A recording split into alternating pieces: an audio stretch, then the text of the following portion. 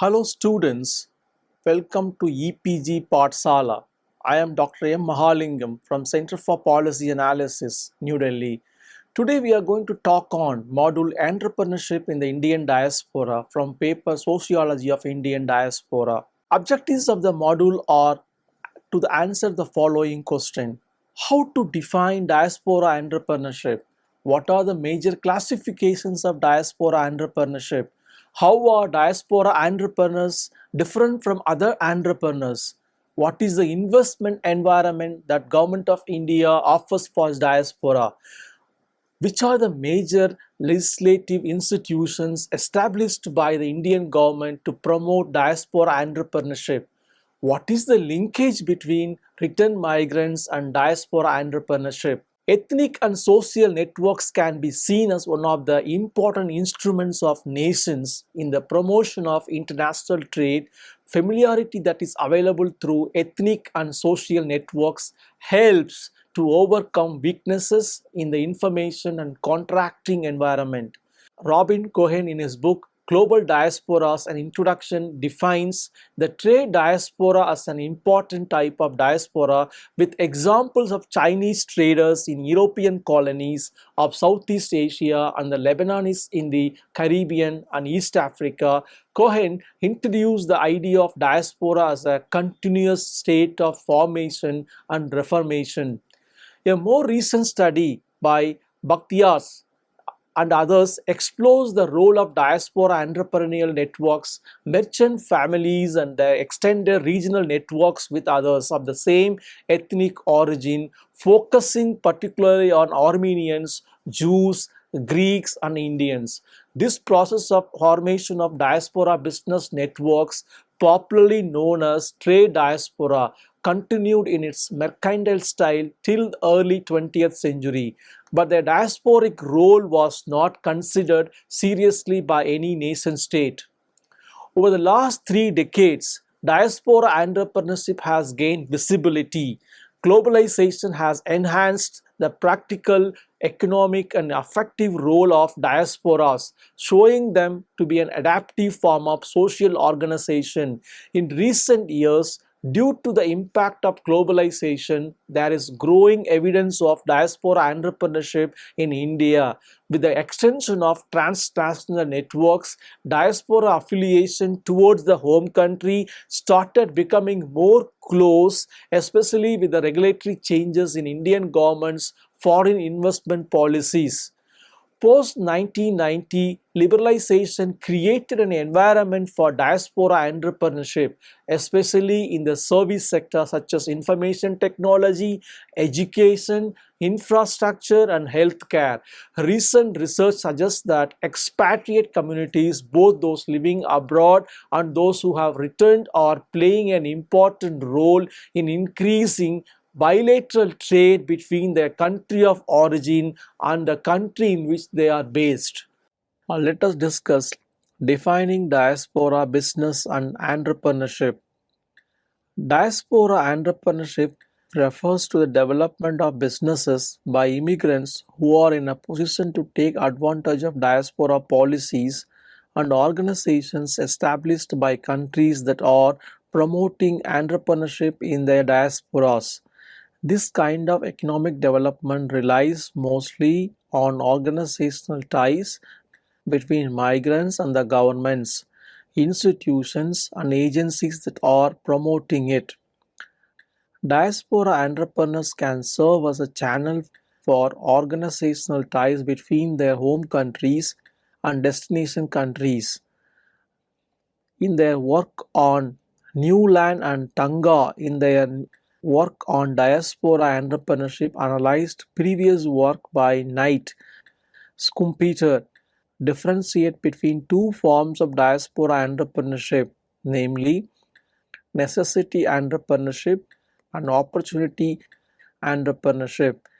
A necessity entrepreneurship is one who starts a business for survival, is self-employed by default, and concentrates on petty trade and personal services. He or she does not create many jobs and in many cases barely makes enough to feed the family. Necessity entrepreneurship is largely operated by return migrants. A greater number of necessity entrepreneurs may not correlate with higher levels of economic growth. In fact, an abundance of necessity entrepreneur may suggest the exact opposite, that individuals are setting up their own businesses or working for themselves because they cannot find opportunities in the labor market. On the other hand, an opportunity entrepreneur is one who is filling a gap in the economy and introducing new forms of production. He or she contributes substantially to economic growth and often creates jobs outside the family. Opportunity entrepreneurs are much more likely to have a positive impact on economic development.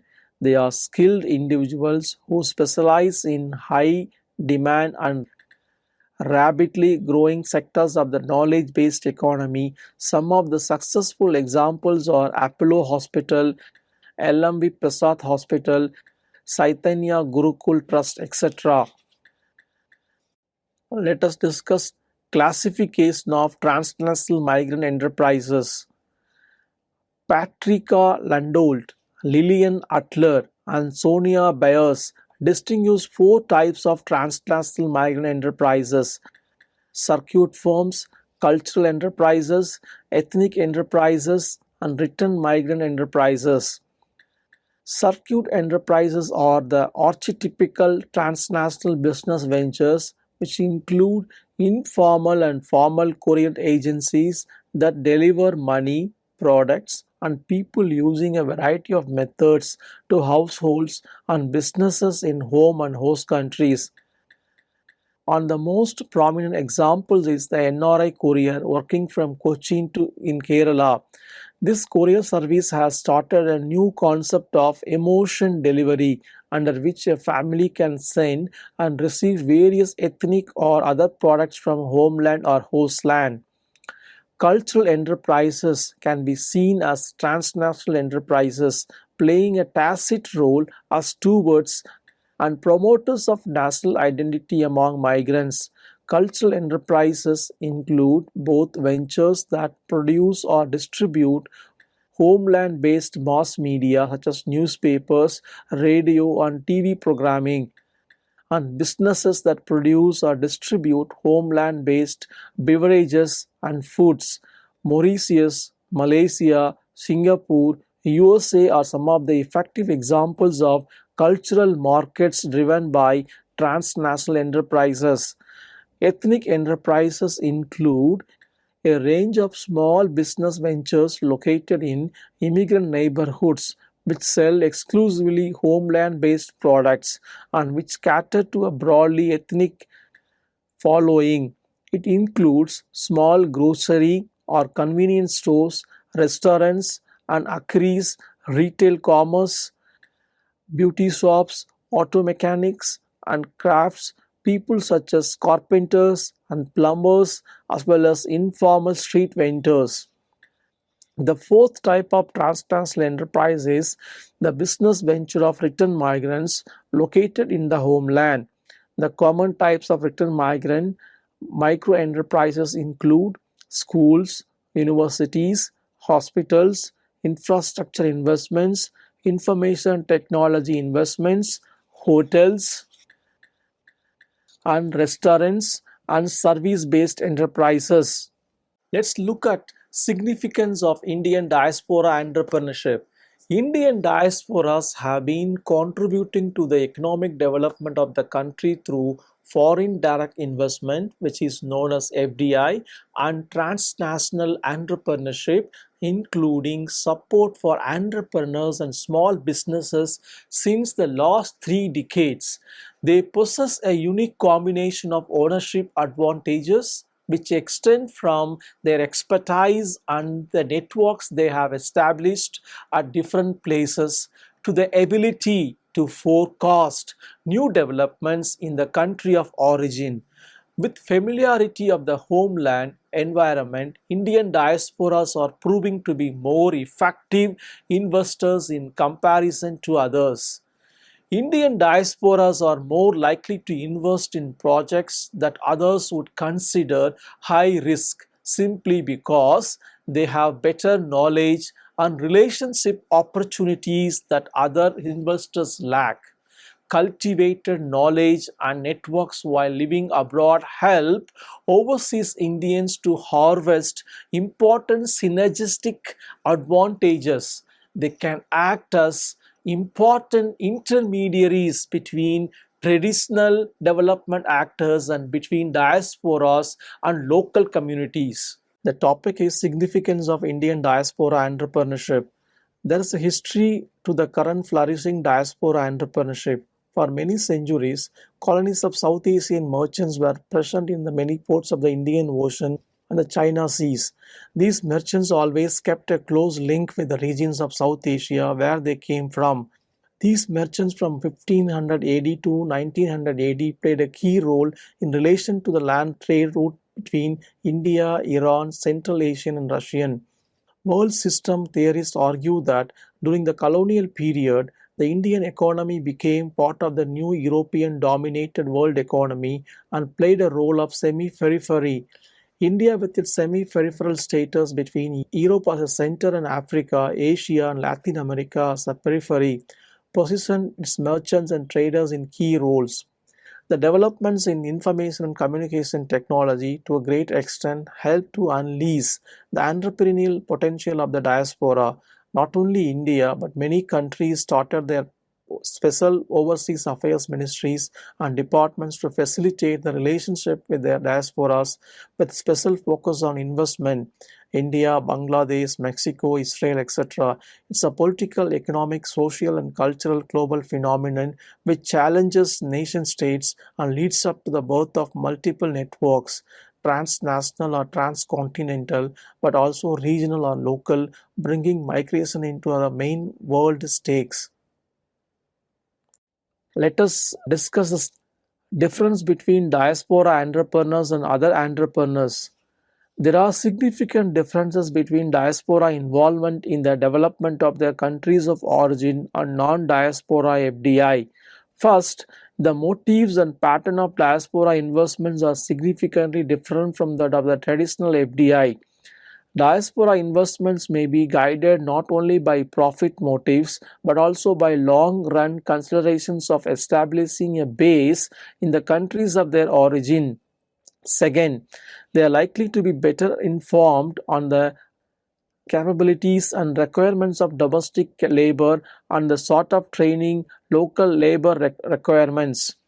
Third, quite often the factors which influence the diaspora to migrate from their homelands may influence the extent of their involvement and contribution to the development of their countries of origin. Let us discuss government policies to encourage diaspora entrepreneurship. In India, initiatives to engage the diaspora have multiplied at both the central government and state government levels.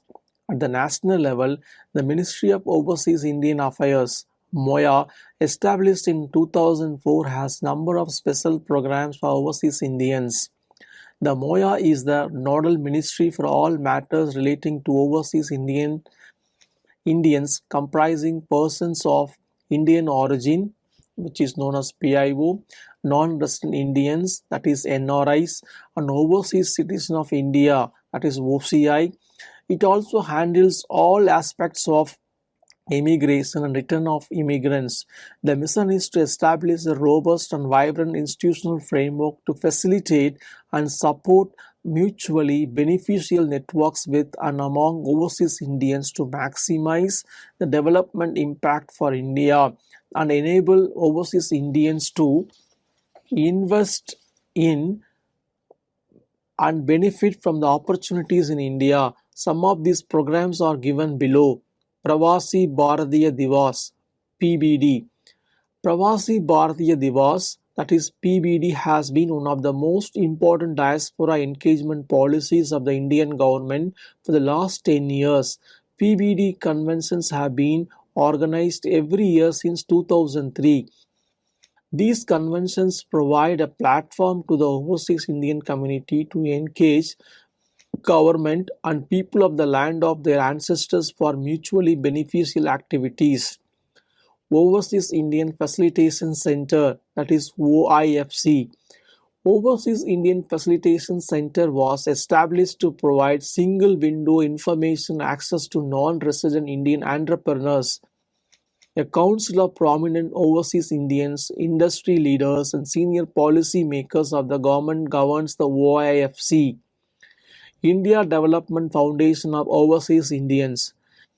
India Development Foundation of Overseas Indians non-for-profit is a not-for-profit trust registered by the Ministry of Overseas Indian Affairs, Government of India, to provide a credible window for overseas Indian philanthropy in India's social development. Healthcare sector. Indian healthcare professionals, particularly nurses, reach to almost all parts of the world, not only to developing countries.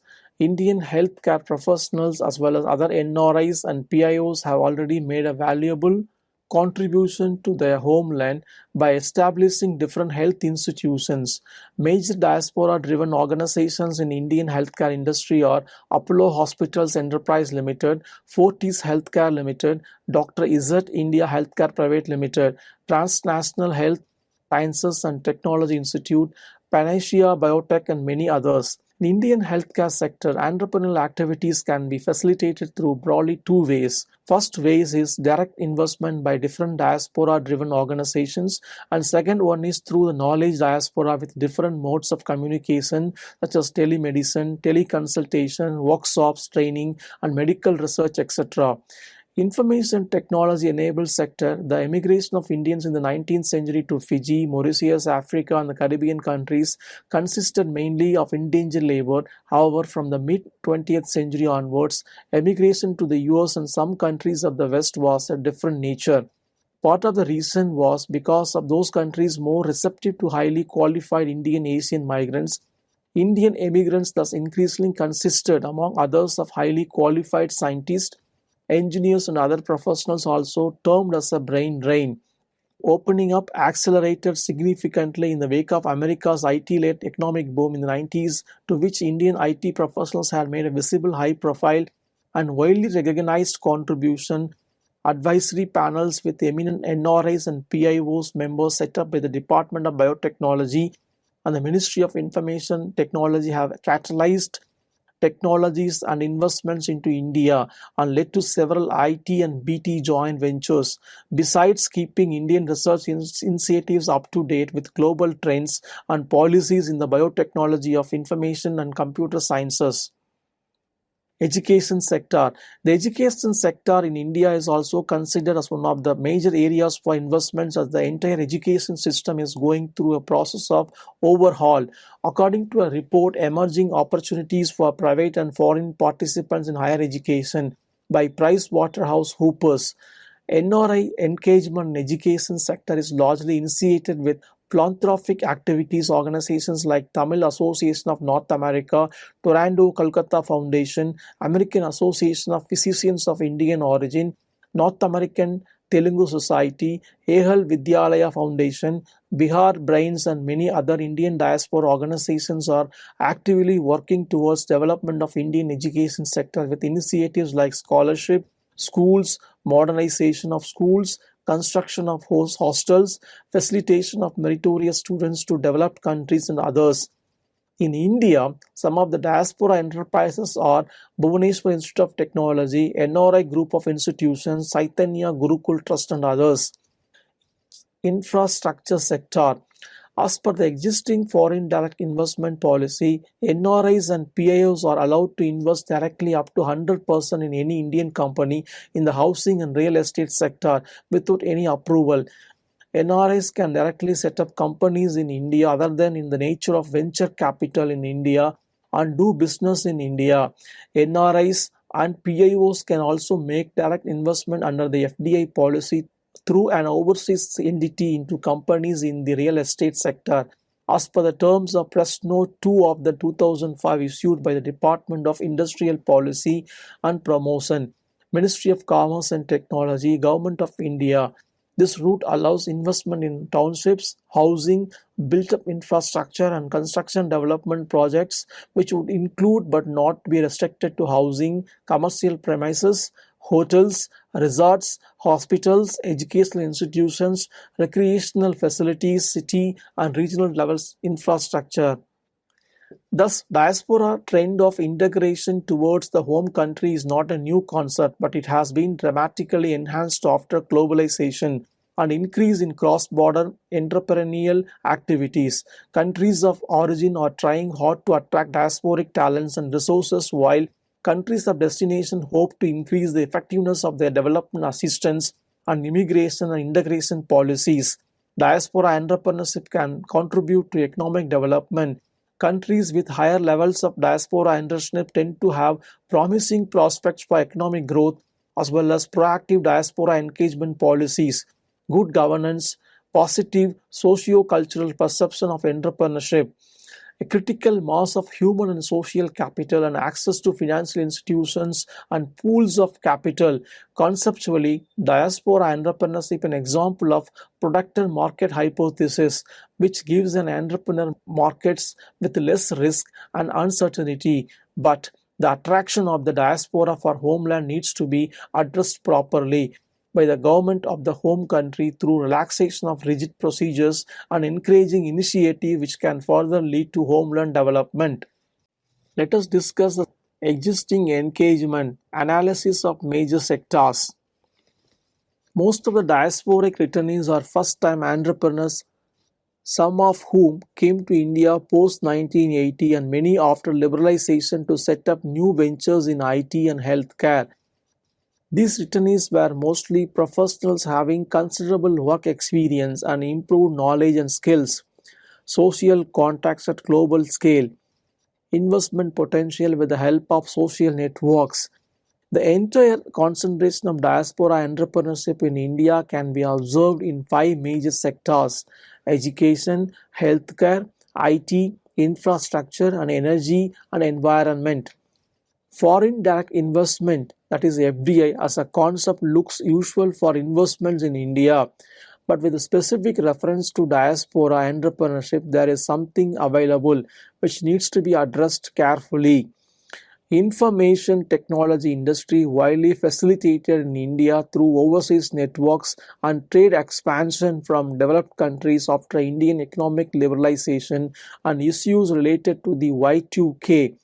Report of the High-Level Committee on Indian Diaspora says, with interventions of Silicon Valley entrepreneurs such as the Indus entrepreneurs towards expansion of IT firms to India. The diaspora entrepreneurship in healthcare sector involves skilled professionals who are directly participating through financial investment or indirectly as knowledge entrepreneurship, or in some cases both. Many examples including establishment of Apollo hospitals in different parts of India, the NRI Academy of Sciences, Narayana Hridalaya hospitals in South India, and others reflect the strong cultural ties of diaspora health professionals towards the homeland. Let us discuss return diaspora and entrepreneurship. On the one hand, brain drain is often seen as major setback for the developing countries like India and China, especially in the case of IT and health professionals during the 1980s. A substantial share of the highly educated migrants to the US come from China and India, though only about 1 in 10 new arrivals are drawn one of these countries. They make up 28% of college-educated new arrivals. Almost half of these migrants arrived in the last decade and 1 in 4 came in just the last 5 years. Recent analysis suggests that in the current global competitive environment, brain drain may provide a crucial advantage to the developing countries through return migration. Return migrants could play an important role in building innovative capabilities in these countries by filling knowledge gaps in critical areas of research and development, that is R&D. Diaspora does not always denote physical presence, but it can be through knowledge processing or entrepreneurial networks between host and home countries. As entrepreneurship is a process of risk, uncertainty, and innovation, cultural integration with the home country influences workers to invest back home in order to enhance security aspects, as in the current global scenario where most of the developing countries' markets are still working with protectionist mindset with the lack of innovative ecosystem based on collaborations between firms, universities, R&D institutes, and financial institutions. Diaspora entrepreneurs with global experience and innovative ideas helps to generate better livelihood and creation of state development. So students, let us summarize what we have learned in this module. Diaspora entrepreneurship has caught the attention of policymakers and researchers who recognize that most poor countries suffer from a deficit of entrepreneurship, and that is both a cause and consequence of their poverty. The emergence of diaspora entrepreneurship has become a key resource for social as well as business development. These entrepreneurs are not only providing leadership and management skills, but also, and more importantly, they bring significant knowledge in the area of science and technology. However, it is true that transfer of knowledge is not a straightforward process and requires deliberate government policies and firm strategies for successful utilization of returnee resources. The protectionist mindset of business to one of risk-taking or innovation and collaboration between firms, universities, R&D institutions, and financial institutions can give large scale impact and inclusiveness in the health sector. State needs to address diaspora business forums and establish required policies specifically focused on attracting and retaining skilled returnees for better entrepreneurial activities. States should consider innovative programs, formulation of sector and technology specific policies to encourage return migration of the skilled workforce in high technology areas. There is an urgent need to support market firms to attract and retain return engineers and scientists by improving social infrastructure and conditions so that returnees find it easier to adjust life in new places of work. As entrepreneurship talks about risk and innovation, there should be risk sharing mechanisms such as loan insurance schemes, credit guarantees, etc.